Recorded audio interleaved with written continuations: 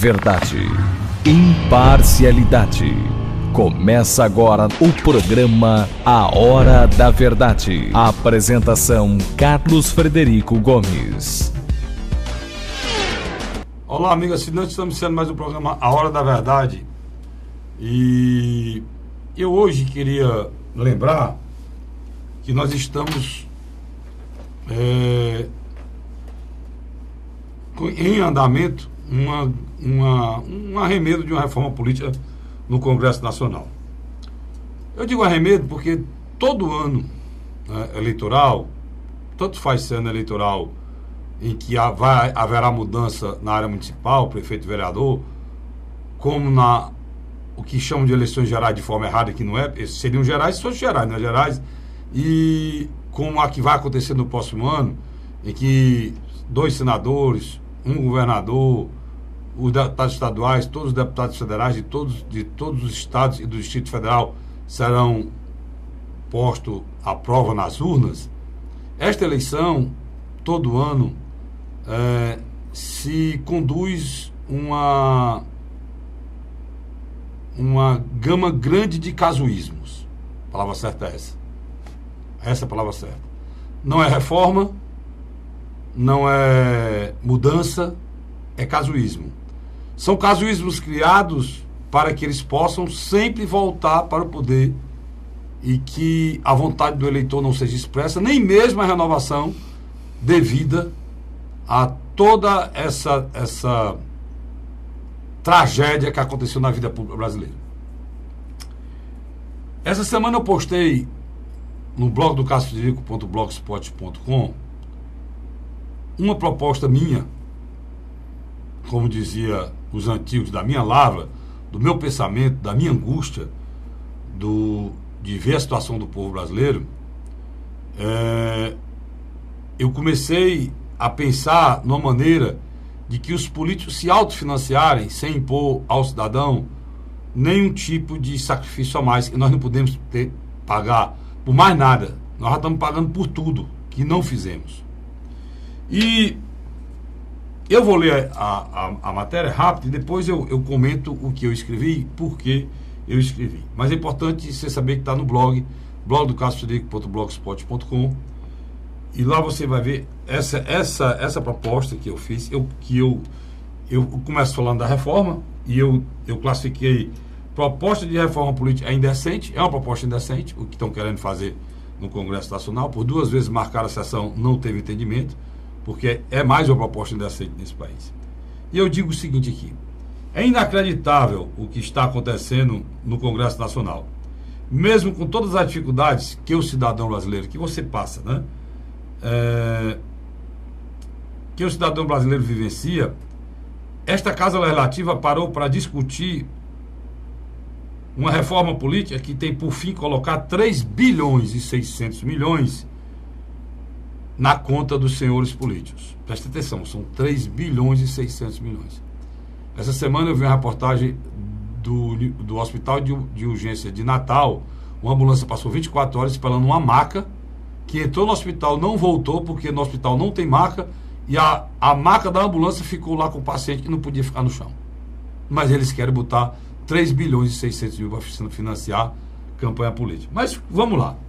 É inaceitável que depois de tudo que ocorreu, a queda de uma presidente, do maior escândalo de corrupção do mundo, prisões, crises institucionais, crise econômica com 14 milhões de desempregados, enfim, talvez no pior momento da nossa República, a preocupação do nosso Congresso seja o financiamento público de campanha.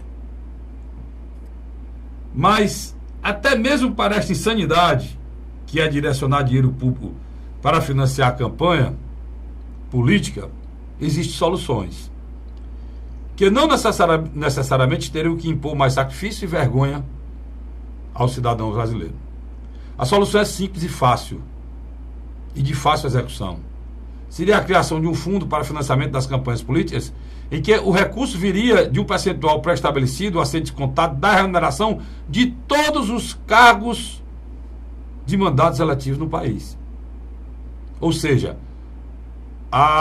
proviria do elevado dinheiro público que já é gasto com a classe política. Assim, ela mesma financiaria suas campanhas, acabando com a promiscuidade do financiamento privado, que deu no que deu nesse escândalo de corrupção, e com a imoralidade de destinar mais dinheiro público para a campanha de homens públicos totalmente desacreditados. Eu devia ter botado aqui mais dinheiro público para a campanha, enquanto milhares de brasileiros morrem agonizando no hospital por falta de verba. A conta é fácil, bem facinho. Eu não sei como é que eles não viram isso ainda. Em 2 minutos, eu estou nessa proposta desde 2010. Vocês guardaram comigo.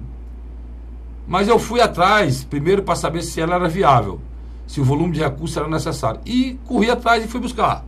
A conta é fácil. São 57.931 vereadores. 5.664 prefeitos. 5.564 vice-prefeitos. Perdão, voltando. 5.564 prefeitos e 5.564 vice-prefeitos. 1.059 deputados estaduais. 513 deputados federais. 81 senadores. 27 governadores, 27 vice-governadores, um presidente da República e um vice-presidente da República. No momento nós não temos, porque o vice assumiu. Mas nós temos que falar aqui em situação normal. Totalizando 70.768 cargos relativos a mandato eletivo, logo custeado pelo erário, dinheiro público. Fazendo uma projeção hipotética, se fosse descontado R$500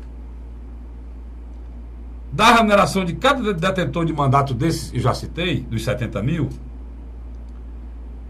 se arrecadaria 35 milhões a cada mês. 424 milhões em um ano. E 1 bilhão e 700 milhões em 4 anos. Portanto, resolveria com folga o financiamento das campanhas políticas. Porém, caso haja alguém, tem muita gente aí que pode achar, né, que afirmasse ser insuficiente, poderia se incluir os cargos comissionados nessa conta. O que seriam os cargos comissionados? Secretários de Estado, secretários de município, e aí são milhares de secretários, que já recebem dinheiro público sem ter feito nenhum concurso, é um cargo de confiança, e poderia contribuir também para fazer a política, porque afinal de contas, ele é secretário porque um político colocou lá. A solução é fácil, entretanto, lembro que qualquer pessoa que deseja fazer um projeto de vida, uma carreira, seja um empresário ou como profissional liberal, precisa fazer investimentos. Muitas vezes, vendendo um carro, valendo-se da ajuda da família, pagar uma faculdade, um mestrado, enfim. Não tem sentido o povo brasileiro financiar projeto de político. Por quê? Nós temos que financiar projeto de político. Se pelo menos fossem homens de bem, comprovadamente homens de bem, até que poderia se pensar ou se cogitar, mas sem retirar dos poucos recursos desse país, deste pobre país rico, que apesar de ter a população que mais paga imposto no mundo, não logra reverter a arrecadação tributária dos desvios nos devidos benefícios sociais já devidos a gente, pensados pelo nosso constituinte. Ademais, nos deparamos com o absurdo de atestar a diminuição de R$10 em um salário mínimo que sequer foi implementado, a título de economia e de problema de dinheiro, de caixa de governo. Reduziram R$10 do salário que não foi nem implementado, só será implementado em 2018. Desta feita, eu concluo de forma triste que o Congresso Nacional deveria ter vergonha de fazer uma proposta indecente e imoral como essa.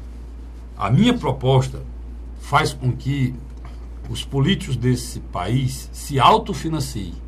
O dinheiro público já vai para pagá-los. Que eles retirem um pouquinho de cada um e façam suas campanhas. Como vários burocratas fazem sugestão que o aposentado, já está aposentado, volte a pagar de novo o que ele já pagou para financiar uma parte da aposentadoria dos outros. Isso aconteceu, virou lei, e hoje o aposentado, mesmo estando aposentado, paga. Os políticos não podem tirar um pouquinho, eu dei o exemplo de R$500, para se autofinanciarem e acabar essa discussão, acabar a história de empresário do ano para político. E esse fundo, isso é uma lei federal, estabeleceu a lei, todos os mandatos eletivos vão contribuir com 3% do salário, acabou-se. 4%, 3%, 5%, acabou-se, virou lei. Esse dinheiro irá para a Justiça Eleitoral, que de 4 em 4 anos fará o rateio com os partidos. E morreu. E acabou a história. Sugerir, retirar 3 bilhões e 600 milhões, 0,5% do PIB de um país para financiar a bandalheira, a malandragem, a que marginais coloquem um paletó e virem ladrão de colarinho branco, retirando aqui as grandes exceções desse país, que aqui tem homens de bem, eu tenho que retirá-los e retiro com muita vontade, porque eu tenho pena dos homens de bem que são políticos, e tenho pena desse país também, em que os homens de bem não querem mais ser políticos, porque teriam vergonha de dizer que são detentores de mandato. Pois os senhores que pensam como eu, que têm mandato, que hoje pensam em sair da vida pública porque não aguentam mais serem ridicularizados na rua, engrossem essa proposta. Não precisa dizer que é minha. Não precisa dizer que você ouviu aqui no programa Hora da Verdade, ou você viu no YouTube, ou assistiu no rádio. Não. Eu quero só que você encampe isso e dê ao nosso país a oportunidade de ele saber que aqui na nossa terra existe realmente políticos de bem, homens de bem, que estão na vida pública para servir a população. Tá bom? Eu vou chamar meu companheiro Luiz, que Luiz já 2 vezes que a sessão é adiada, porque não entra no consenso, e um dos grandes problemas é essa grana aqui, né? Que eles querem colocar, mas também a questão do modelo e de como seria eleito os congressistas com essa reforma política. Deixou bem claro. Em relação ao modelo, o distritão misto, ainda há dúvida, mas todos eles querem a questão do financiamento. Isso é indiscutível. Por que é que eles vinculam o distritão ao financiamento? O próprio senador Eunício, presidente do Congresso Nacional, disse que só aprovaria esse recurso, esse 0,5% do PIB para o financiamento no Senado, se passasse no modelo do distritão. Não sei por quê. Porque é o seguinte, o que é o distritão? O distritão é o fim dos partidos. É o fim dos partidos. Vamos dar um exemplo aqui. Os 22 federais. Os 22 federais mais eleitos. Mas não vai valorizar, não? Não. Porque, por exemplo, você pode, vamos supor... Não vai acabar com esses partidos de aluguel, não? Não, ele acaba até com os partidos tradicionais. O mandato é seu. Simplesmente, o partido é um veículo só mesmo de disputa eleitoral. Você coloca que você vai eleito com seus próprios votos, né?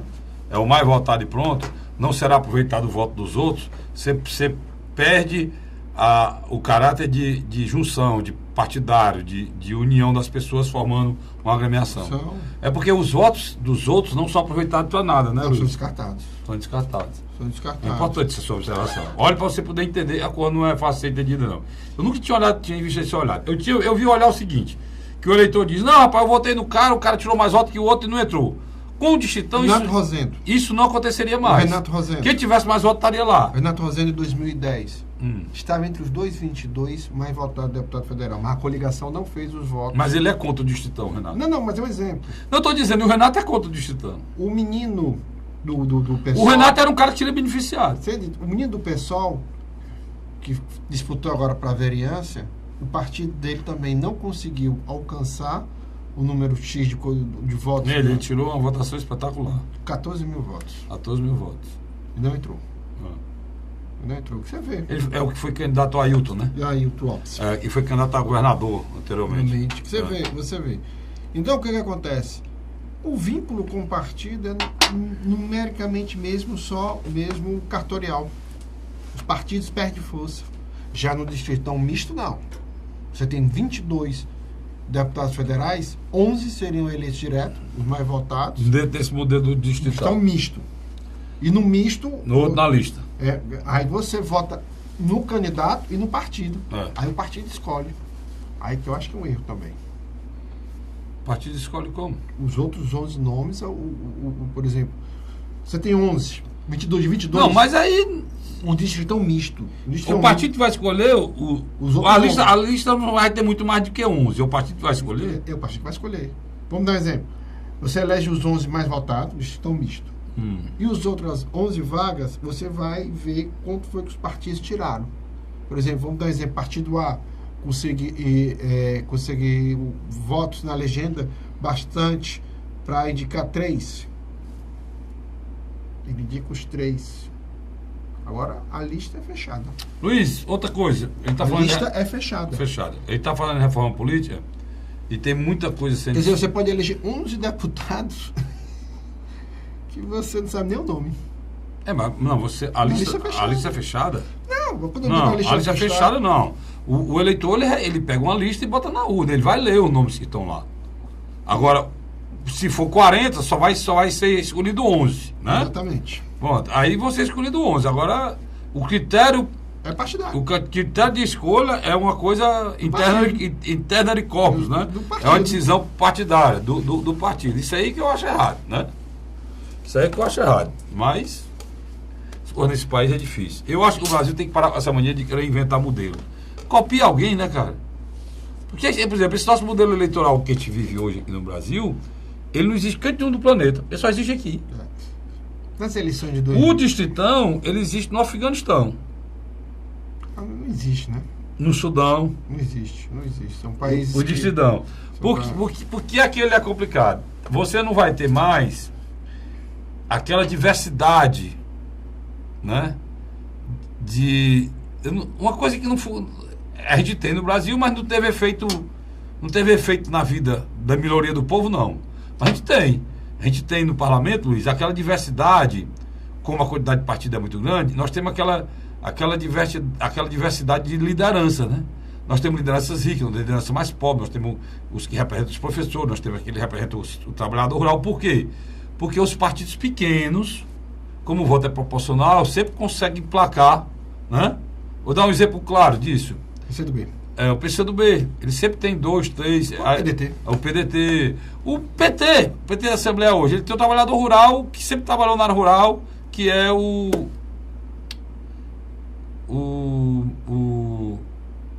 nosso... Moisés. O Moisés Braz, deputado Moisés Braz. Ele representa mesmo os trabalhadores, aquela categoria. Isso acabaria, porque iria para ser votado, e talvez não, né? Porque também, por supor, os deputados evangélicos que são pesados, todos eles, em qualquer conta que você faça, na Câmara como na Assembleia, eles estariam dentro. Sem dúvida. Esses vão ser beneficiados. Ser beneficiados. Esses vão ser os mais beneficiados. Tem deputados e quase ficaram fora com 43 mil votos. Se fosse o distritão agora, esses deputados estariam 15º, 16º. Sem dúvida. E só ia ficar na rabada que tirou 30 mil votos. 35 mil votos. Entre 30 e 35 mil votos. Os que têm mais de 40, todos eles que têm da Assembleia hoje, passariam tranquilo. Independente do partido. Não tem mais história de partido, você alertou muito bem. Tem uma história de partido, né? Porque o voto nem do partido vai.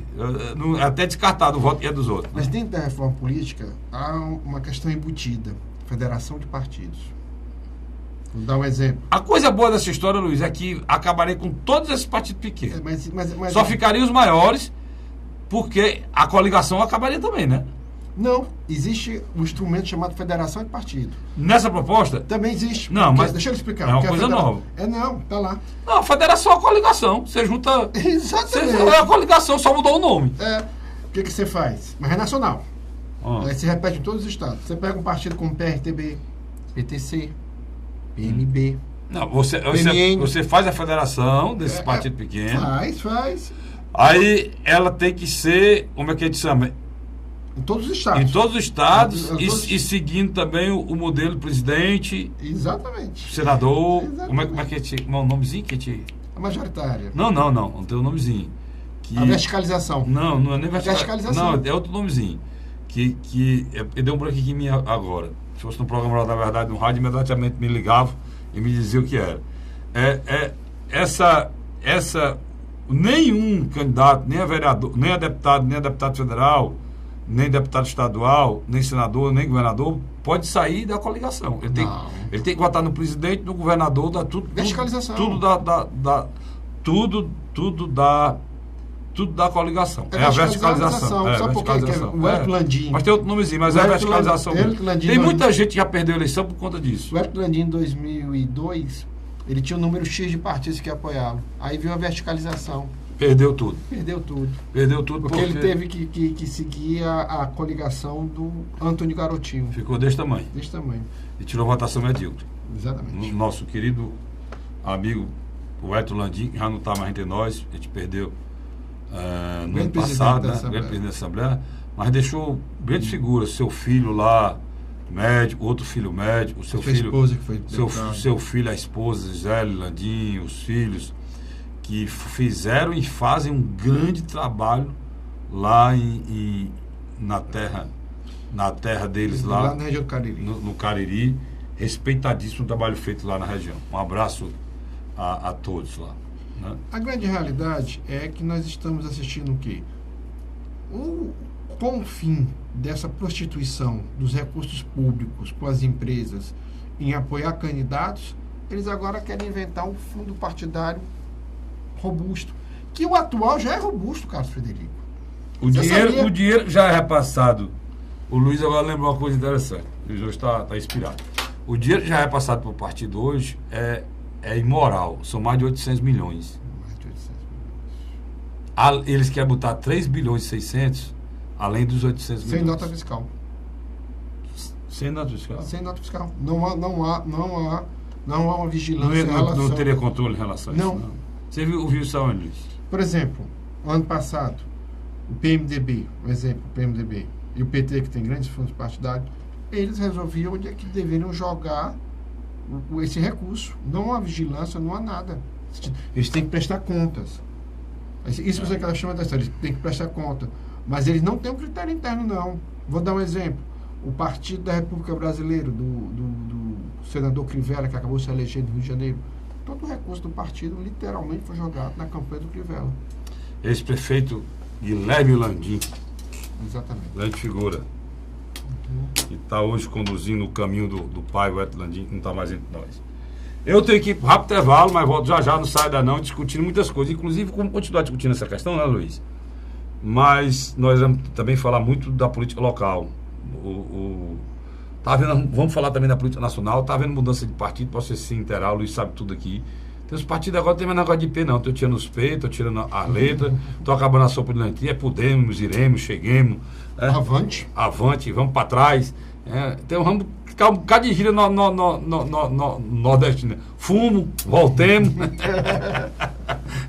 Se lasquemos, aí tem um bocado disso aí. Vamos, nós temos que brincar. Nós temos a obrigação de brincar em relação a essa molecagem que está fazendo a política nacional. Eu volto já. A Hora da Verdade.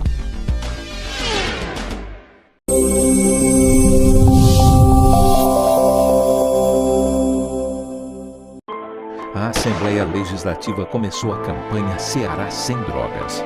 A discussão vai ser levada para todo o estado, prevenindo a população e buscando soluções para resolver o problema. Participe da campanha.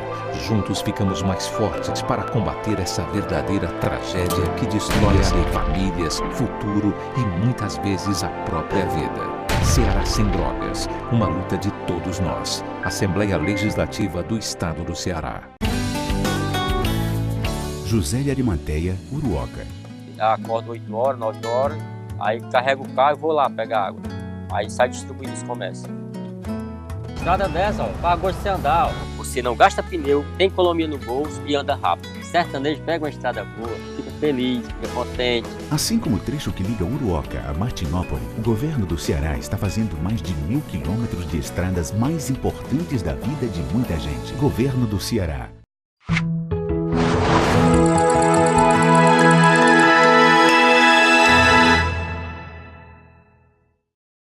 A Hora da Verdade. Estamos de volta agora com o segundo bloco do nosso programa A Hora da Verdade. Eu acho que no bloco passado eu falei, foi o meu outro programa pela ordem, né? Falei, não. Programa eu faço também um programa pela ordem na TV Fortaleza, TV Assembleia, TV Fortaleza, que é... Você assiste TV Fortaleza no canal... Qual é o canal da Multiplay, velho? Não me lembro agora, mas na TV Digital 61.4. TV Digital 61.4, você assiste na TV Fortaleza. E você assiste esse mesmo programa pela ordem também na TV Assembleia, né? 61.4 na TV Assembleia, né? TV Fortaleza. TV Fortaleza. 61.3 na TV Assembleia, né? E canal 30 também na TV Assembleia. Carlos, essas mudanças agora que os partidos querem fazer, tentando fugir da fúria popular. O PMDB agora vai tirar o P, né? Vai voltar a ser MDB. Já eu vou dizer para vocês aqui o que é que a doutora Silvana, que é do PMDB, acha dessa história. Eu já vou colocar para vocês aqui o áudio dela. E outros, Luiz, não estou tirando só os P, não, né? Estou mudando totalmente. Estão mudando. Já temos o quê? Vamos lá. PTN mudou. O PTN virou Podemos. Então, PTN, né? Você se lembra que é o líder do PTN aqui? Era o Tonho de Chapéu. Bom, o PTN do Tonho de Chapéu é o Podemos. Vai, vamos lá. O PSL agora, Partido Social Liberal, que era do Zé do Carmo. Do Zé do Carmo, ex-vereador Zé do Carmo. Virou livre. Tá livre? Tá livre. Então, se você quer ser presidente do PSL, ele tá livre. Ou não? Ou virou livre? Virou livre. Rapaz, muito engraçado assim, não. Vamos lá, continue aí, Luiz. Vamos lá. Aí você tem o PT do B, Tem o tal virou Avante. Avante Brasil. Avante. Rapaz. Aí tem o tal do Partido Novo. Essa já é um outro tipo de agrupamento político que tem uma visão mais liberal da democracia e é pró-mercado. É um partido mesmo novo em todos os sentidos. Esse partido novo é o partido dos bancos, né? Sim. Ou não? Uma parte financeira. E tem uma parcela do Itaú, do Exatamente. pessoal. Você tem a rede da Marina Silva. Mas a rede era rede já há um tempo. Não está no meio disso aí, não. O DEM vai mudar de nome. Vai virar o quê, o DEM? Não, eles estão estudando o nome ainda. O partido do Bolsonaro, da qual ele se filiou, era um partido que defendia a causa ecológica. É Partido Ecológico Nacional. Vai virar Patriota. Que é o PEN. É o PEN. Vai ficar com o nome Patriota. bem da bandeira nacional e bem do Exército Brasileiro. Patriota. Patriota. Ah. Você tem outras mudanças vindo aí? Se prepare. Já falamos tanto. O PSDB vai mudar de nome? Eu acredito que não há tempo hábil, mas eu acho que havia interesse sim de mudar de nome. O PSDB é o primeiro que tem que mudar de nome, sabe por quê? Porque o líder maior do PSDB é um cidadão comprovadamente canalha e corrupto, né? Eu sempre tenho a preocupação de não dizer isso aqui quando não existe comprovação, né? Mas o líder maior do PSDB, que é o seu Aécio, não é que houve denúncia. Houve a comprovação, né? Dele extorquindo, fazendo esquema, junto com aquele açougueiro ladrão do Joesley, né?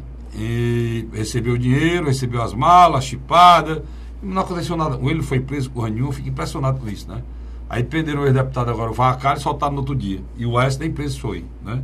Essas coisas desse país que eu não consigo entender. Cada dia que passa mais a justiça me decepciona. E mais eu tenho medo de viver num país injusto em que a justiça é quem nos leva a entender que nós não teremos nunca igualdade e justiça. Porque a própria justiça leva a gente a isso.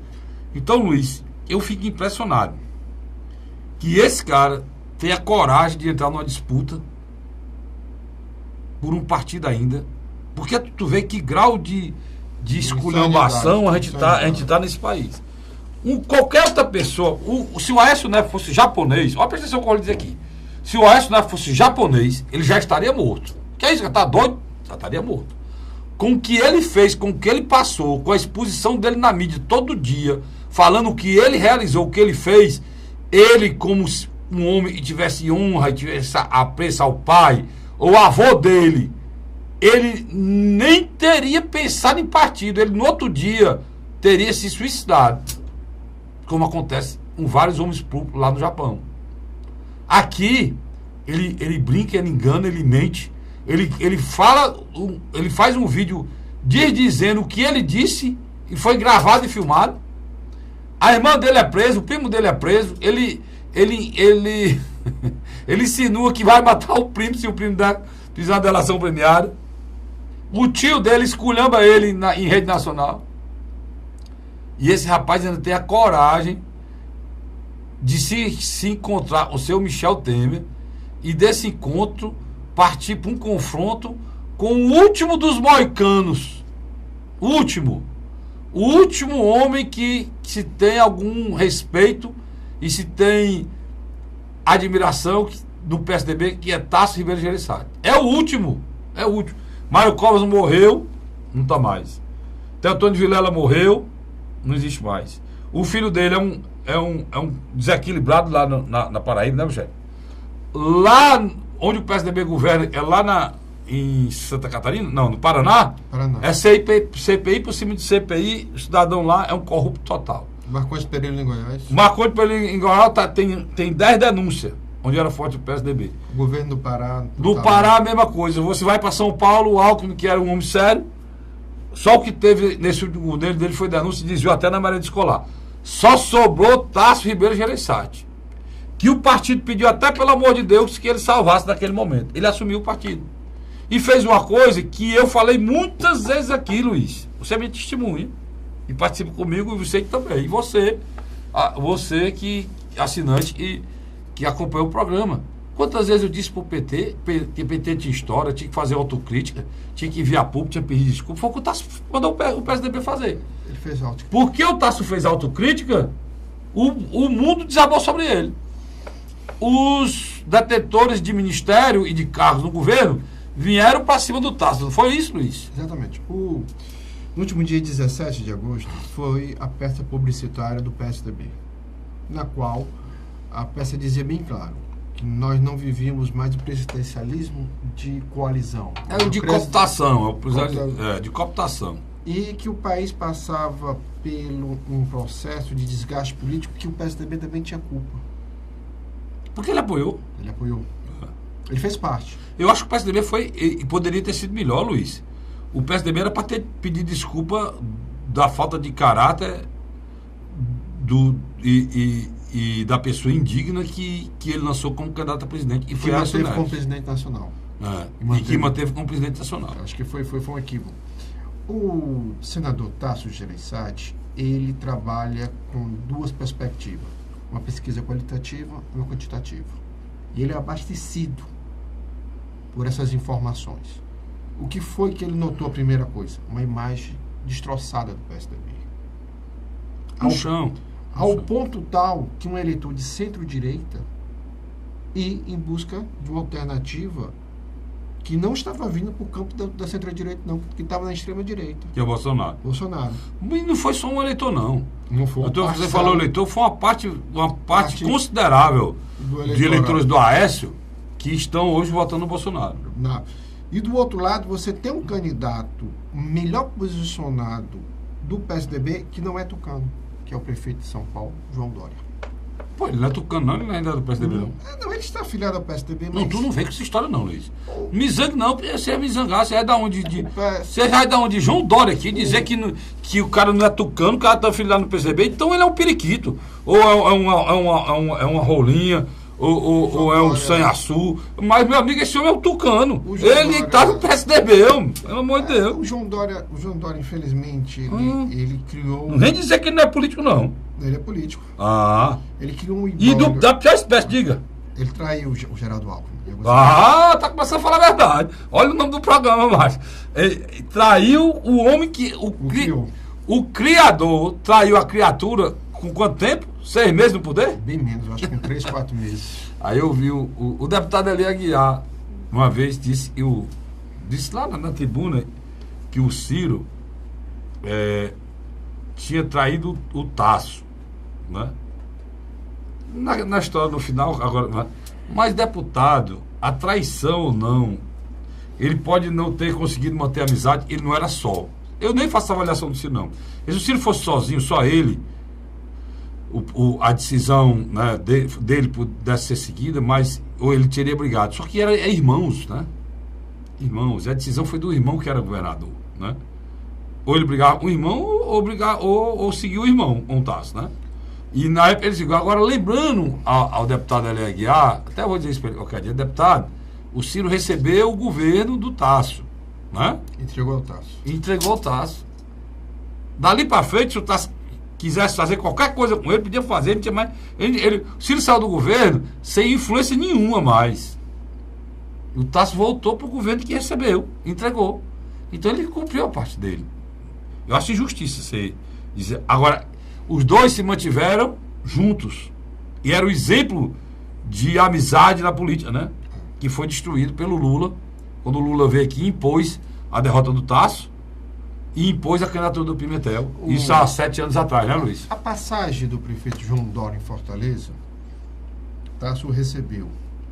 Mas na minha avaliação pessoal, a aliança nacional dentro do PSDB é entre o triunvirato Fernando Henrique Cardoso. Gostei do triunvirato. Tasso Gereissati e Geraldo Alckmin. Ele não canta não, né? Eu acho que esse triunvirato está se formando. Tá entendendo?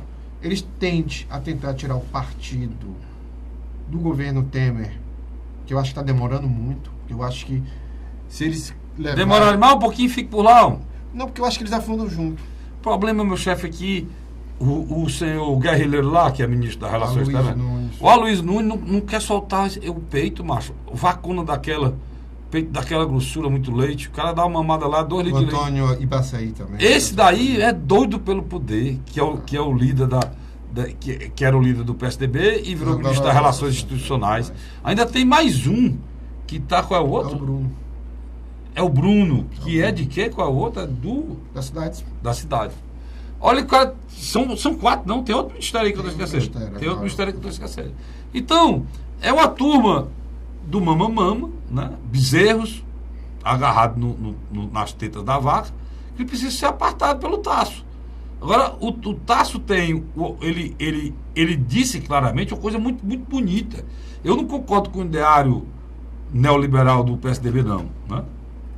Muitas dessas reformas, então, aí, se o PSDB estivesse no poder, seriam do PSDB.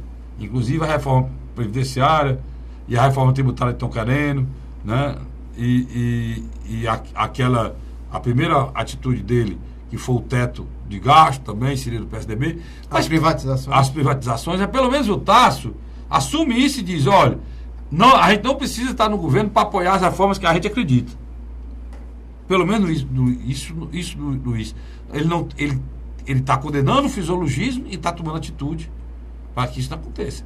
Porque o PSDB, que sempre condenou o fisiologismo, é o partido mais fisiologista que está no poder hoje. Isso me dá uma tristeza, cara. Dá uma tristeza porque um dia eu acreditei, quando se formou o PSDB, tu acredita? Eu acreditei, não na maneira neoliberal que ele virou depois. Eu acreditei no modelo pré-existente na Escandinávia, nos países da Escandinávia, na Noruega, na Dinamarca, que é a social-democracia, em que os países governados pela social-democracia, a Suécia, a Dinamarca, a Finlândia e a Noruega, né? São os países mais ao norte, lá, então, no final, lá, o sol quase nem se põe. Esses países, 2 deles são reinados e são parlamentaristas. Esses países, eles... Tem o melhor padrão de vida do mundo. Pronto. Eu gosto de pensar com gente inteligente. Tem o maior e melhor padrão de vida do mundo. São pessoas e não sabem o que é uma palavra chamada dificuldade. Para morar, para vestir, para comer, para viver. Eles têm do Estado quase tudo isso na mão. É uma social-democracia. O que é que acontece lá com meninas? Não. Todo mundo é igual sem ser miserável. Todo mundo é... Lá é uma grande classe média igual. Em que os políticos são iguais a todos. Coincidentemente, nesse local, Luiz, são os menores salários dos políticos. Muitos deles Não recebe nada. não recebem nada. Alguns deles vão trabalhar de bicicleta. Não tem ostentação, porque ele não sabe o que é ostentar.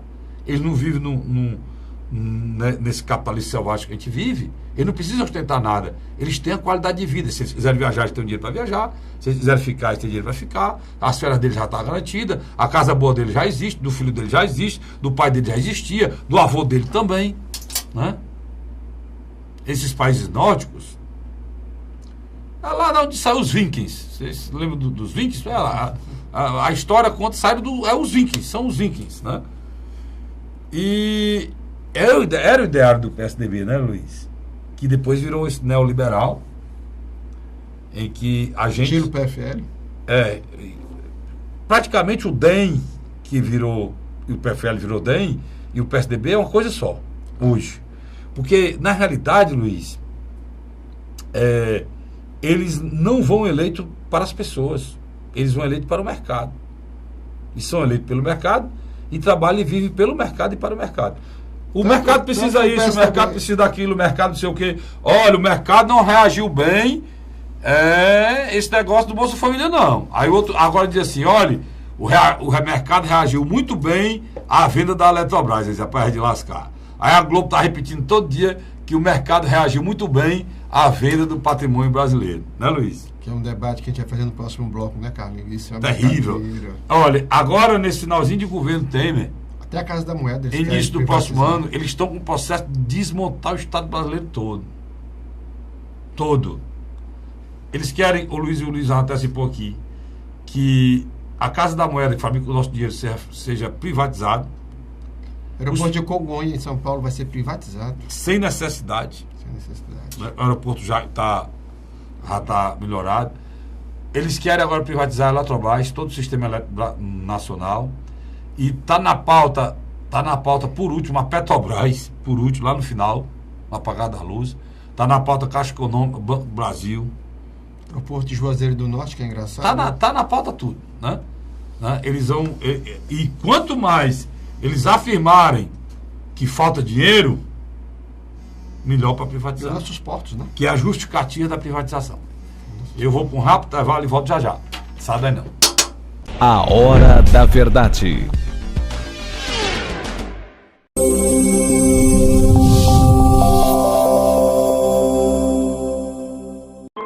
A Assembleia Legislativa começou a campanha Ceará Sem Drogas.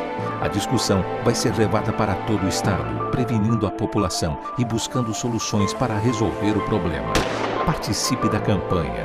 Juntos ficamos mais fortes para combater essa verdadeira tragédia que destrói famílias, futuro e muitas vezes a própria vida. Ceará Sem Drogas, uma luta de todos nós. Assembleia Legislativa do Estado do Ceará. José de Arimanteia, Uruoca. Acordo 8 horas, 9 horas, aí carrego o carro e vou lá pegar água. Aí sai distribuindo os comércios. Estrada dessa, para gosto de você andar. Você não gasta pneu, tem economia no bolso e anda rápido. Sertanejo pega uma estrada boa, fica feliz, fica contente. Assim como o trecho que liga Uruoca a Martinópole, o governo do Ceará está fazendo mais de 1.000 quilômetros de estradas mais importantes da vida de muita gente. Governo do Ceará.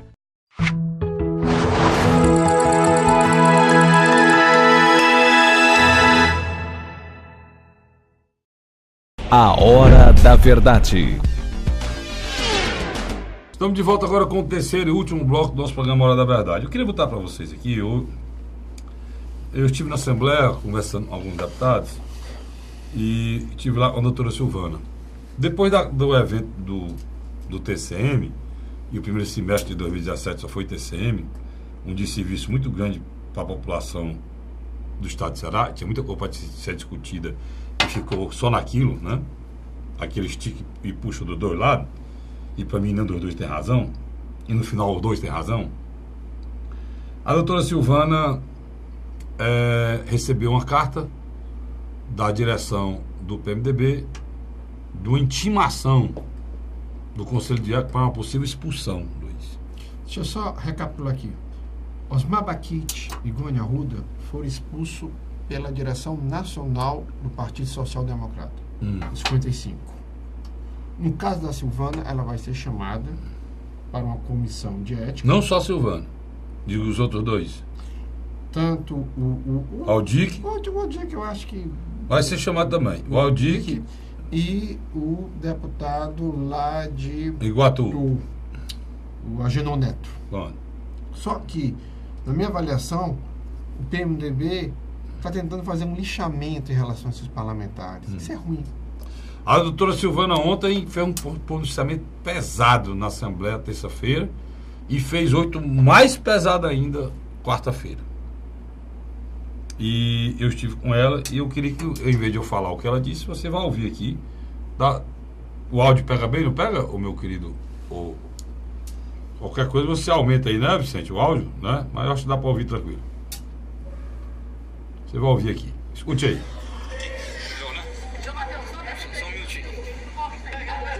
Deputada Silvana, Carlos Frederico, programa Hora da Verdade. Deputada, esse momento é muito difícil, eu sei que é muito complicado. E eu soube algumas coisas em off, eu podia confirmar com a senhora. Confirmo que eu gosto dessas coisas. No momento a senhora discutiu ainda com o presidente Eunício essa possibilidade de a senhora ser expulsa do PSD, do PMDB, ele falou que o PMDB seria ele ou não? Eu soube disso, eu não sei, eu estou confirmando com a senhora. Eu não gosto de colocar o que eu não escuto, né? Por isso que eu estou pegando entrevista com a senhora. Não, eu prefiro não... Eu não queria tocar no nome do senador nesse momento. Eu acho que eu estou num dia muito... assim, com os ânimos muito O PMDB foi magoado. seu primeiro único partido, né? Meu único partido é o PMDB. Procurei sim o senador Eunício. Tudo meu é muito transparente. Eu estou lutando para aconselhar. Eu acho que o PMDB está completamente mal aconselhado. O PMDB não pode ser uma pessoa. O PMDB tem que ser um grupo coeso, um grupo que caminha a favor da sociedade. O PMDB que eu entrei não é esse PMDB, preciso transformar o PMDB. Para eu ficar no PMDB, eu tenho que ajudar o PMDB. A senhora não tem o menor interesse de sair, pelo que o senhor está dizendo. Não, eu não sou cachorro para ninguém estar expulsando, não, nem assim, não. Eu entrei com minhas pernas. Eu entrei, aquela assinatura é minha. Eu escolhi o PMDB. Agora, o PMDB mudou o rumo. É nítido. O PMDB é o maior partido do Brasil que agora está lutando contra o povo, que quer impor uma reforma da Previdência que o povo não quer, que quer perseguir órfão, viúva, necessitado. Faça uma pesquisa com a população, se é o que a população está satisfeita com aquela voz do Michel Temer e o PMDB fechando questão contra a população. Por falar em fechar questão, houve alguma decisão em relação a essa votação do TCM e o PMDB possa alegar juridicamente uma expulsão da senhora? Nenhuma. A do TCM, inclusive, eu vou expor na hora apropriada o que eu sofri do que é aquela panela de pressão do TCM, o que eles fazem politicamente com o deputado dentro do TCM. Isso aí, eu não sou menina, tenho 48 anos de idade, utilizarei isso no momento correto, no momento apropriado, porque não ando mudando de posição. Eu conheci o que é. Na realidade, ali, a posição só está definida quando você acaba ou não acaba o órgão. A senhora já tinha uma avaliação de convicção própria em relação ao TCM. Eu entendi que era um órgão fiscalizador e tudo mais, e as pessoas sempre dizendo, olha, cuidado com o TCM, estude o que é o TCM. Então, ouvindo os bastidores e depois sofrendo na própria pele, a gente foi vendo que realmente existe uma verdade amarga, muito amarga, que realmente precisava ser corrigida com o fim do TCM e não para acabar a fiscalização, porque ele passa a fazer parte do maior órgão fiscalizador, que é o TCE. Deputada, para encerrar, a senhora tem sido acompanhada pelos seus pares aqui no PMDB. Leva a gente não entender o que está acontecendo, porque não é só a senhora. Acho que a maioria votou aqui. Exatamente. Como a senhora. Isso vai ser levado em consideração na hora da discussão lá com o Conselho de Ética do partido? Entenda, o partido é formado por pessoas que não têm voto, que não conhecem voto, que não conhecem gente, que não conhecem povo. Isso está errado, aquilo precisa ser refeito. O senador Eunício tem que ouvir quem conhece de gente, que o partido está tomando um rumo errado, é preciso ouvir. A Bíblia diz que na multidão dos conselhos encontramos a sabedoria. O partido mudou, o partido anda atrás de mudar de nome e é uma palhaçada. Diga, você tem coragem de dizer isso? É uma palhaçada mudar de nome e não mudar de atitude? Gente, vamos ouvir quem é do PMDB que tem voto? Mudar de nome? O povo está rindo desse nome. Gente, vamos mudar de atitude? Vamos ir em concordância com o que o povo quer? Vamos redemocratizar agora o PMDB? Ah, o PMDB não redemocratizou o país? Pois agora vamos redemocratizar o PMDB. Eu fico arrepiada quando eu digo isso. Vamos mudar, vamos fazer história. A senhora está dizendo isso, o PMDB hoje é feito só de cacique? Ele não abre a discussão para os filiados, para as pessoas que fazem realmente o PMDB? Eu quero dizer que você é inteligentíssimo e tem um poder de síntese que vai muito além do meu. Você sintetizou o que eu quis dizer, gente.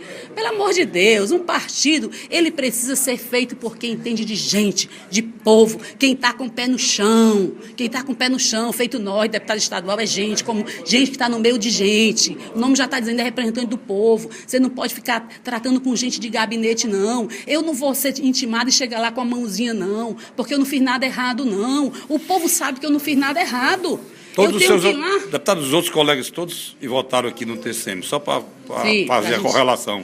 Receberam a mesma cartinha que a senhora recebeu de intimação? Eu não sei, eu acredito que sim, porque a intimação inicial foi para os 3. Então eu acredito que os 3 também. Os outros são mais serenos, são mais. Mas eu não. Eles mexeram com a mulher errada, que eu abro a boca mesmo, pisou no meu pé. Se disser lá e veio o bicho, eu parto para cima do bicho. Eu sangro o bicho primeiro. O bicho quer me sangrar, eu sangro o bicho primeiro, porque eu fui criada para ir para a linha de frente. A minha mãe me criou para ir para a linha de frente. O PMDB não mexe comigo, porque eu já estava lá. Quando muita gente chegou, aquele povo que está ali dentro dos gabinetes, que tem 200 votos, 300 votos, eles estavam lá, eles chegaram depois. Eu estava lá, só tive o PMDB. Eu quero consertar o PMDB. Se o PMDB não tiver conserto, meu amigo, aí na janela eu saio com as minhas pernas. A partir do mês de março. Obrigado, deputado. Obrigado, deputado. Muito obrigado. Aí, vocês viram aqui no final, o advogado do PMDB está ventando para falar com ela lá. Luiz, é feia a coisa lá, né? Ela disse que o bicho é para cima da sangue primeiro. Eu botei o áudio para você, a cara assinante, certa paciência, porque é um assunto delicado. Eu não queria dizer que eu disse isso, né? Ela teria dito. Eu botei para que você ouvisse o que foi dito, né? O PMDB, do jeito que vai ficar sem. Vai ficar um deputado lá só. Quando houve, no mesmo dia, houve a votação pela parte da manhã no TCM e no final da tarde a eleição na Assembleia, parte do PMDB, do PSD, que nós estamos aqui discutindo, do PMB, votaram com o candidato dissidente da base governista. Só que o governador tomou a decisão, achou por bem acabar com o TCM. Houve uma primeira votação, né, Carlos Frederico? Quem acabou com o TCM foi o governador, não. Quem acabou com o TCM foi a Assembleia. Não estou dizendo, mas a bancada do governo votou junto, mas quem acabou foi a Assembleia. Tudo bem. Não está a responsabilidade de quem é. O governador, se quisesse acabar, ele não acabar, não. Quem criou a Assembleia e quem acabou a Assembleia. E eu disse várias vezes isso aqui. E qual foi a decisão do Celso de Mello? Quem acabou, quem criou, é quem acaba. É porque ele é legislativo, né? Foi quem criou. Como o TCU. É um órgão, no final, que o legislativo criou. Ele que tem que acabar e criar. Mas continue. Então, o que acontece na minha avaliação? Eu acho que, terminada a eleição, tanto no TCM como na Assembleia, não houve uma conversa com os deputados. Não houve. Os deputados aqui citados, vamos lá. Osmar Baquite, Mônia Arruda, doutora Silvana, o de Iguatu, que é o menino Agenor Neto. E o próprio o de Itauá. Eles têm uma base com prefeito, vereadores, lideranças, que depende dos recursos públicos. Eles são governistas por natureza.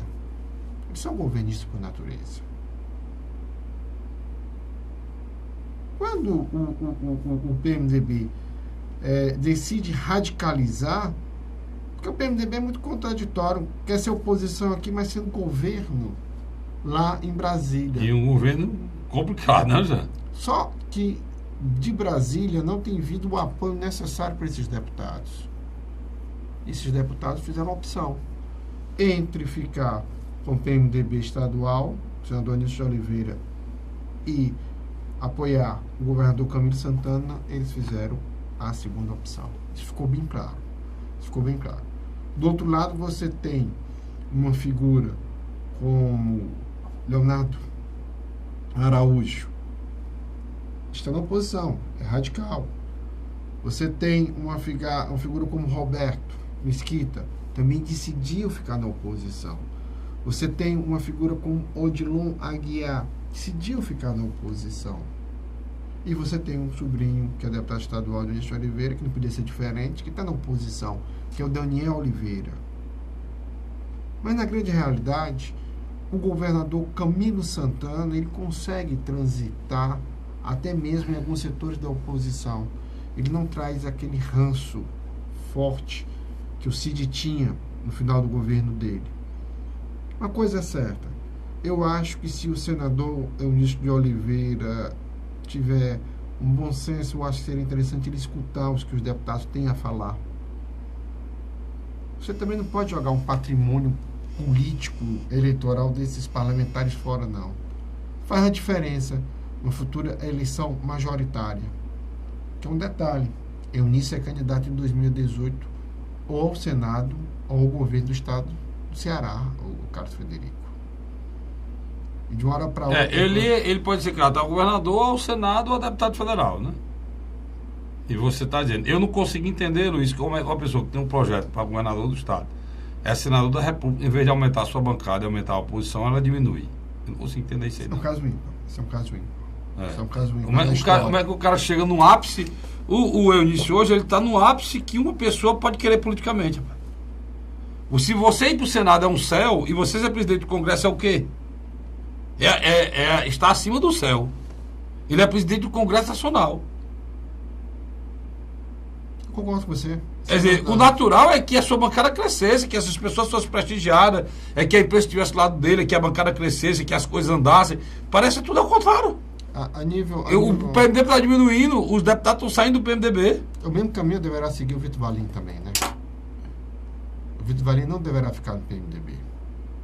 Aí já por outra questão, ele tem um conflito pessoal com o governo Michel Temer. Então você nota que é um partido que passa por dificuldade muito grande no estado do Ceará. Quer dizer, de uma hora para outra ele pode perder um número significativo de votos. E isso poderá atrapalhar ele futuramente. Uma coisa certa, de alguma maneira eu acho que para as oposições essa história do TCM saiu muito caro.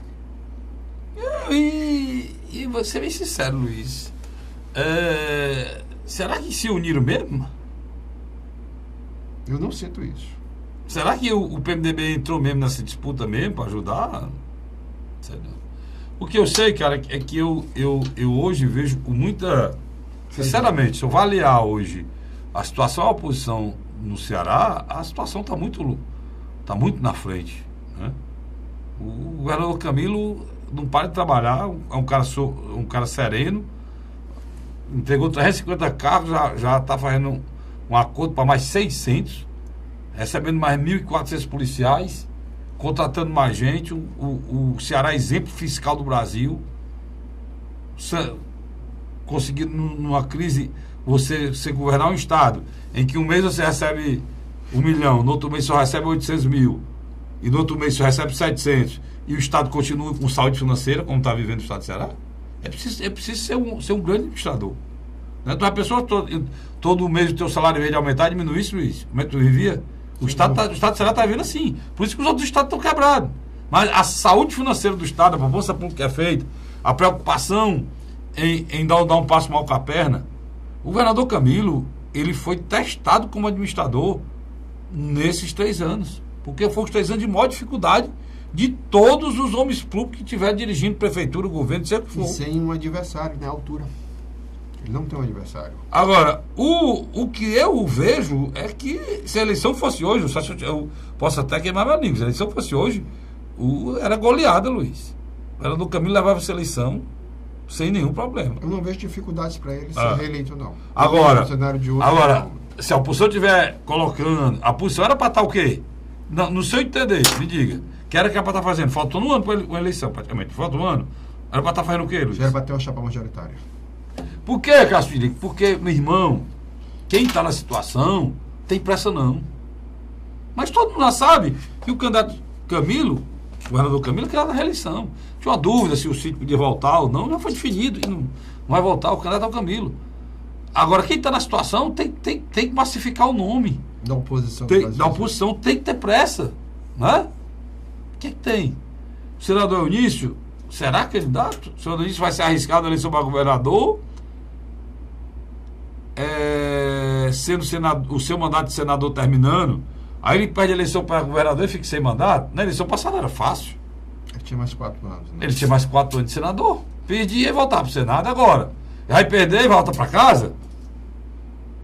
E faz uma pesquisa qualitativa, quantitativa, como diz o Luiz. Se fizer a pesquisa hoje, ele não vai. Ele vai, não. Faça a pesquisa hoje. Vê se ele vai. Vai não. Eu acho que o que ele luta e pensa, talvez seria até no acordo para ele sair da outra chapa do Senado. Se não, vai para deputado federal. Porque com o know-how que ele tem como senador da República, como presidente do Congresso e como deputado federal, que ele já foi por 3 vezes, né, Luiz? Voltando para a Câmara, ele vai com certeza para uma posição de destaque lá na Câmara Federal. Não é o que eu penso, né? Se é que eu entendo de alguma coisa, né? Se não, né, eu deixo pro Luiz. É aí, Luiz. E diga de passagem, se ele fizer a mudança de partido, como muitos querem, eu acho que dificilmente ele e o Tasso não deverão sair juntos. Não deverão sair separados. Nome que existe para enfrentar o governador Camilo com condições de ganhar a eleição, você falou agora. É Tasso Gereissati. É Tasso Gereissati. Mas eu acho que ele não tem nem esse interesse. Tasso Gereissati não tem esse interesse. Eu tenho certeza absoluta que não. Só se tudo mudar. Eu acho que ele sinaliza muito mais para fazer uma aliança hoje com o Camilo. Camilo fora do Partido dos Trabalhadores. Isso aí é uma discussão que vai vir. Ele tem tempo. Ele vai ter janela até março, né? No caso dele Irmão, obrigado pela audiência. Obrigado pelo carinho. A gente volta na próxima semana, se Deus quiser. Até lá.